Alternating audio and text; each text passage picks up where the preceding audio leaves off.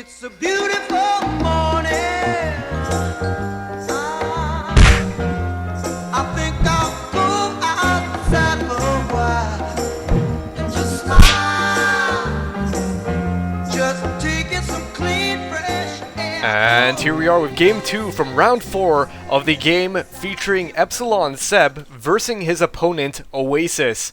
This time around, with Seb winning the first game, he has now switched on over to the Brits with his opponent Oasis playing as the PE this time around.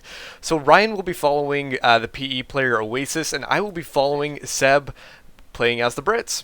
Okay, so Ryan, are you ready to get this started? I am. Okay, in 5, 4, 3, 2, and 1. And away we go. So this is game number 2, as I was saying, and we'll have to see what happens out of this. I haven't even screened this, so I've got no idea whatsoever that's going to happen. But Seb, I know he's a very, very different type of player, so I expect a lot from him, just to put it like that. So, Seb, you're a weird dude, but we love you. you're a freak, Just saying. Seb. That's what Ryan was saying. Nah, I'm joking. Yeah, but anyway, so Seb is capping away at the high fuel point, and most likely going to be relocating his HQ over there, I imagine. Or is he? It looks like he's not even picking it up. Interesting. Yeah, does he have another Tommy squad coming out? Yes, he does have another Tommy squad coming out. Sometimes they actually pick it up after the lieutenants. Sometimes they actually pick it up after their Tommy squad. So it looks like he's going to be doing that after the Tommy squad, and probably relocating it on the munitions point over here, or so I imagine. That's what I'm predicting at the moment. It just looks like the infantry section was just capping away at the fuel point priorly before that was all happening. What is going on the right hand side of the PE? We just got some PGs moving up, connecting the strat point there, and now they are moving west. I think they're going recon squad hunting and trying to figure out where Seb's gonna put his base and what he's gonna do. So nothing much at the moment. I suppose it was a bit of an unusual, in my opinion, build order from the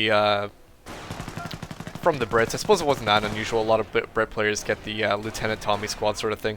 The Lieutenant is actually retreating to the start point because the HQ command truck is on the way over here to the munitions point. There is some capping going away on the right hand side with the low fuel point being capped away at.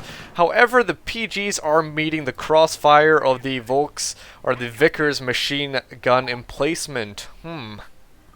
Yeah, and that's a pretty long shot for that machine gun, but the Vickers are really crazy that way. They seem to shoot continuously, and they just have a ton of range, a huge arc of fire with them, so they're incredibly handy that way. You can see that Seb's second recon squad's actually kind of paying off for him at this point, because it's really keeping Oasis from being able to chase down that LT. Indeed, his infantry section is helping a lot with that lieutenant right at the back, just keeping his distance, capping away, yet at the same time providing aura bonuses. I believe in 2.602, the lieutenant actually got a buff on its bonus range, so its aura range, so plus extra 5 meters, I believe. So that is why that they maintained that aura so far away, yet whilst capping. So I like seeing that sort of stuff. The recon squad is meeting up with the other infantry section and battling for the house. However, the Panzer Grenadiers getting in there. I don't think the recon squad really has to worry though, do they? I mean, that's a badly damaged Panzer Grenadier squad. Yeah, hey, I would just jump into that yellow cover at the end of that house and plink away at those Panzer Grenadiers. They'll go down pretty quick. It's good he realized that. Just unfortunate that he realized that after taking a casualty. But all okay, still a 4-man squad. What else is going on from the Brits? They've got another infantry section out, just capping away at the strategic point. But not much to really worry about that strategic point. Obviously, being the Brits, they nullify the point of having a cutoff point there. Well, actually not entirely. You do get 5 fuel from your base sector, and with it decapped the way that it was and not connected to the HQ, that actually does drop his fuel by the 5 from the base sector and the 5 from the point he's got right at the calling. And you're absolutely right there. So basically grabbing that point and now having everything connected up. So the other +3 munition manpower point, which is connected to the fuel point, which is connected to everything else, and that's connected to the hip bone, and that's connected to the foot bone, and you know, whatever, so on and so forth. So we've got the slit trench coming down. The joke. So we have the slit trench coming down by the infantry section. Very good option to be putting that down there. The Panzer Grenadiers are obviously going to have a hard time fighting against this, and basically by doing that, they're going to be forced into getting either a mortar half-track or incendiary grenades. Oh, and the Ket getting buttoned, trying to get past that Bren squad. You get 3 PGs coming over here, but they are not going to be able to save that Ketten. No, not in the nick of time. It looks like the infantry section just managed to get away from there as well, just as soon as they destroyed that Kettenkrad. Love seeing that sort of stuff. The field support truck coming out from the Brits. Gonna be putting this down probably on the high fuel point, would make most sense over there. And the PGs are going to be putting down a teller mine, so going for the tank destroyer doctrine as well. Do you think that's a correct option, perhaps? Well, I don't know that you really have much choice at this point. He saw the field support truck. You have to have some kind of answer to the Stewart, and you know, mortar half track is not going to do that for you. And spending the 40 fuel on that mortar half track is going to set you back as far as being able to field Shreks. And you know, so you have to have something munitions based that you can cope with the Stewart. That's right, and you always got to be a bit precautionary about that. So what is coming out? We've got the captain coming out straight away, so very standard. And definitely has to be aware of that Stewart that is likely to come out soon. So what else do we have from the PEs? We have PE player, he has the mortar half track. And, just some capping going away. Not much to say, to be honest. Yeah, he rebuilt his Ketten. He's actually going for tier 3 right now. I don't know about that. Tier 3 at this point, that's probably a death sentence. Unless he gets lucky with that teller mine and a Stewart, he's not gonna have enough fuel to, you know, even really field an armored car coming out of tier 3, let alone the 80 fuel required for the first martyr to come out. Oh, that's right. I mean, you know, the Martyr is obviously going to do a good job against the Stewart, but when you got all the requirements in order to get it, it's going to be way too much. So that captain unlocking the Stewart, and here we have the Stewart just coming out. So very good, very good, very good. Stewart's going to be coming out soon, but what do we have in terms of anti-tank? Not much, to be honest. It's good that the Kampfgruppe company is down, so he can get the Panzerschrecks out, but, you know, what can he really do, to be honest? Well, you know, he's got at least, at this point, 2 minutes before he can get Panzer Shreks, due to the fuel requirements. He went tier 3 to get MP44s on his squads, which isn't a bad idea, but he saw the field support truck. It drove right past it. So, you know, you have to know that the Stewart's coming, and you have to prepare for that, and I think it'll end up being his downfall. So do you think he should have gone for T4 anti-tank infantry half-track instead? Anti-tank half-track, should I say. I probably would have tried to pull Shreks. You know, he's got the mortar half-track to help with some of the infantry. I probably would have gone to Shreks, and instead of spending munitions on the MP44s, I'd have gone ahead and upgraded a couple of Shreks, and used that to kind of keep the Stewart away. And basically, he's learning the hard way. Oasis is definitely learning the hard way now by not having this AT out in the nick of time. He's actually taking damage from the Stewart on his half-track, and this is going to be very, very bad for him. But look at that! Oh my god, the canister round devastating a squad. And I was actually going to mention this as you were talking about getting Panzerschrecks. I was going to mention that, I mean, yes, you can get Panzerschrecks, but if he has a canister round, it's going to be so devastating at taking out the Panzer Grenadiers, and as you guys saw, just absolutely obliterating one of those squads and taking out one man from another of those squads. I agree with you there. I think the way that you avoid that is you engage near buildings. So you can put your Panzerschreck guys in the buildings and keep the Stuart backed off as a result of that. Definitely could do that. What else is going on the field? We have Ket and Krad just chilling about, just trying to avoid the lieutenant and the captain. We also have the armored command truck coming out from Epsilon, so he's going to be putting that somewhere, and that's just going to mean more tanks. I really believe that this is the last thing that the PG need. They're having enough time, hard time taking on that Stuart, and now they're going to be taking on potentially, you know, Stag Count, potentially Cromwell, stuff like that. Yeah, and you know, we still have no real dedicated AT from the Panzer Elite. He may be looking at going Hetzers to try and counter that, but he's a couple of CP off yet. And the Stuart did run over the Tellermine, and the mortar half-track actually taking it out. Big loss for the Stuart there. However, the Brit squad, the infantry section down on the south side, managed to actually take out another PG squad whilst they were having a little bit of an engagement there. So pretty much losses on each side. However, the PE don't have much in terms of anti-tank. This is kind of looking a bit desperate in my opinion. If we look at the tactical map and just the points that each player has, it's undeniable that the Brits have a much larger advantage in terms of resources than the PE. Yeah, and I think if we go back a little bit at this point, if you look at the choice to go to tier 3 as opposed to teching the Shreks, if he'd have gone Shreks, you know, he's floating almost 900 manpower now, because I imagine in his own head he's like, I have to have enough manpower for Hetzers. I have to, because he doesn't have any other options. He's upgrading Shreks, and now finally I think that upgrade would have been much more useful earlier, because then he could have had a couple of tank buster squads built directly without needing the munitions income, and that probably would have turned the battle a bit. I suppose you didn't see if the Panzerjäger command actually produced the Martyr 3 unlock. Yes, it did. Okay, so it's good that you've done that. I think that what happens in I'm this... sorry, it did not. He hasn't had the fuel for it. Jeez. I think this really comes down to because in this tournament the players obviously have to switch sides every other game, right?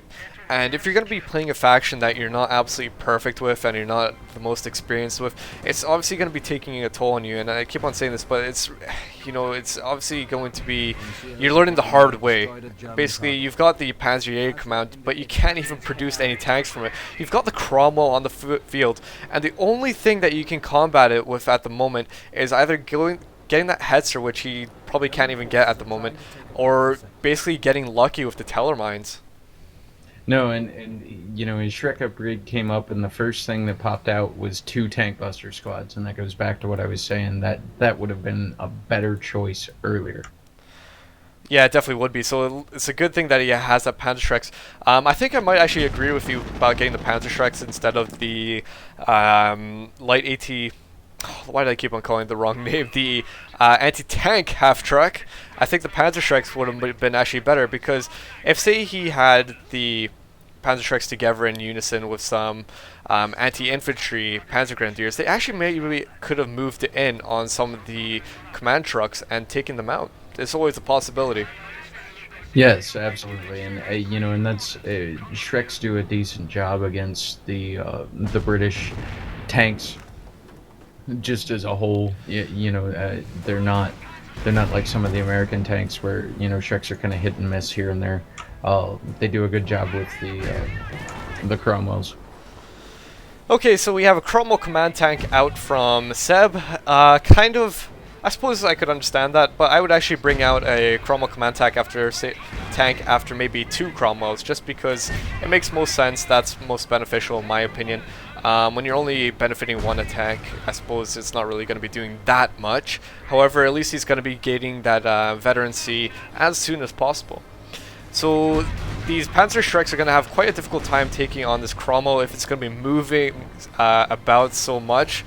But 3 Panzer Shrek squads, this is very good, just what he needed. And this could be the turnover, the tide, change of tide that Oasis needed. Honestly, I don't think so. You got 2 Bren squads here. You got an LT. You got a Sapper squad, and the Sapper squads have the same rifles as the base Tommies, so he's gonna be able to push him off pretty easy. And you know, we have another Tank Buster squad coming out, which is a lot of manpower. It's gonna be a little ugly for the PE player at this point. It's kind of funny when I was saying that you know, they brought those out in the nick of time, and that could be in the change of the tide. Just as I was saying that, this mass blob of of anti-infantry Brits were moving forward, and then it's just like, oh no, there's no way these Panzer Shreks are gonna do a good job, and rightly so. I mean, if we have so many Panzer Shrek squads on the field and hardly any anti-infantry, I mean, it's gonna be too much to combat. Really, what Oasis should have done was change it up a bit earlier. The difficult thing with the PE is if you get it wrong in the beginning, you can have a very difficult time of actually recovering. Yeah, it really can be tough to come back from a situation like that. He's got to establish some munitions so he can continue to use some of the tank hunter abilities and be able to put down some of those teller mines. And he needs to, I would say at this point, he's actually got probably enough in the way of anti-tank to deal with it as long as he's organized and he picks his fights correctly. But as far as anti-infantry goes, he's going to be very hit or miss there. It's kind of a difficult position that he's in. If we look at the resources that Seb has, he has 230, 240 munitions counting up and going on. He's got plus 80 income on munitions. That is probably one of the highest rates I've ever seen. Plus 80 is absolutely insane. Still no doctrinal choice by Seb, so it's still open to speculation at the moment. So big massive movement of guys moving in onto Seb's base. It looks like this might potentially be a base rush. However, that really depends. The Flak Veerlings are going to do a lot of damage against those infantry sections. The Cromwell, there's only one Cromwell as well. I'm not exactly sure what could come out of this, but the Cromwell is moving in. Yeah, he's going to bring a Cromwell in and try and take out the Flak Veerlings so that the infantry has free reign. Whether he's actually successful at that or not is kind of up in the air. Definitely. Now, there's kind of an interesting move by the PE player. He's actually upgrading Fieldcraft to try and make his Grenadiers capture faster. Right. I mean, if he does have so many Grenadiers on the field, it might be an interesting sort of choice. He does at least have that anti-tank and anti-infantry on the field, so he at least has that. But it's still kind of an iffy thing. There's still a mass amount of tanks here. The Cromwells, the Sherman Firefly, and infantry. It's going to be very difficult for the PE to even do anything, really. Yeah, and like I said, you know, here you see the British player using the Tier 2 building actually as cover from the Flak Veerling. And once they make quick work of this Flak, the PE, or the British player is going to have free reign of the PE base if he wants it. Now, if we're going to be talking about doctrinal stuff, I think the Royal Commandos might actually be a good choice for the Brits. I mean, if they got down those Commandos, they could easily devastate the PGs right now. Yeah, there's enough in the way of anti-infantry upgrades on the PGs. You don't have Zeal, you don't have 4-man squads. That makes those MP44 squads really formidable against the commandos, you know, because they can stand up incredibly well, but he hasn't had the fuel or the presence. You know, he's lost some of those squads due to the Stuart and not having AT out in preparation of the Stuart. It hurt him bad. It's just a big, massive battalion just setting itself up. Just more tanks and more and more and more. 122 fuel for the Brits. the only thing that's bottlenecking them at the moment is their manpower. They have 270, and that's all that's stopping them from getting even more tanks. I mean, this is just going to be too much to deal with for the PGs. This is what I mean about if you don't get it right in the beginning for the Panzer Elite, then you really suffer in the long term. If you get something very wrong, as we saw by getting that Panzerjäger command rather than going for the Panzerschrecks as fast as possible, that really does set you back. Yeah, he also delayed bringing a Hetzer out to build tier 1 and get increased squad sizes going. I would have brought that Hetzer out. It would have given him a fighting chance against these tanks. Oh man, that is painful. That's absolutely painful. Panzer Grenadier squad going down with the Panzerschrecks on them. One blast killing 2 of them in one go. Now they're very much so in danger now. Pretty much no way to recover from this. The infantry sections are inside the base. No anti-infantry, no flak Veerlings to defend. Nothing that they can do. Absolutely nothing. Yeah, you're sunk at this point. He's building an MP44 squad. Even that will get cut down fairly quickly.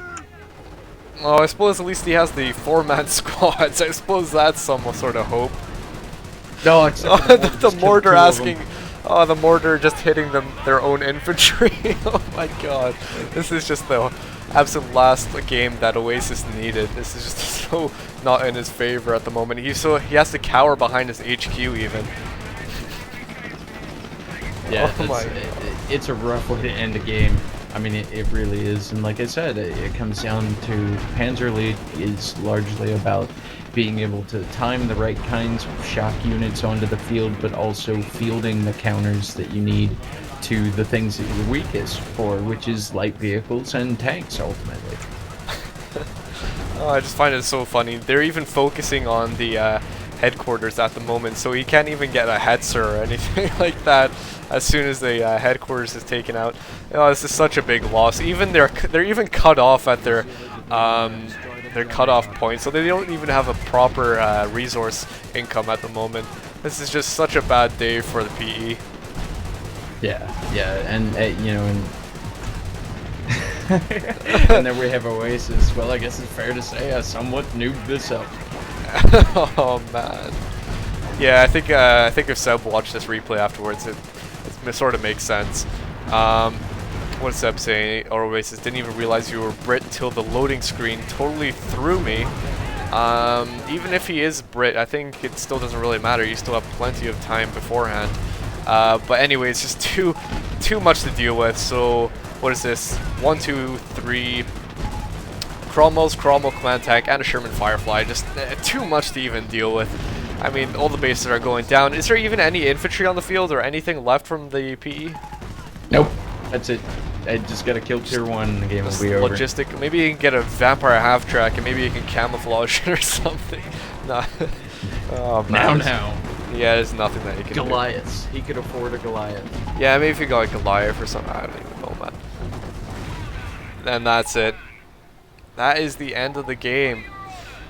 Just waiting for the playback over, and there we go. So I think we pretty much went over what the PE could have done. The Brits, to be honest, the Brits were actually alright. They were doing a very good good build order. The only thing I could comment on, and which is probably just nitpicky and probably doesn't even matter, is just the fact that the infantry section, the recon squad early on in the beginning near the house, didn't go behind the boxes right away, and that's just very minor. It doesn't even matter. I mean, to be honest, that's all I can say for the Brits. Yeah, and Seb did a fantastic job, and he deserves to move on to the next round. So well done, Seb, for winning both games in a row. That is round 4 of Seb's and Oasis's match. We're going to be continuing on with other games. Probably not today, but in days to come, and we will be getting them up as soon as possible, and we will also probably be casting them after the tournament is done as well. There will be playlists up and all that gorgeous stuff for you guys to enjoy, making life easier for you, as this the motto of the channel should be, making your life easier and enjoyable casts. But anyway, so this is Krebs, Cole, and Ryan, and we will catch you guys later.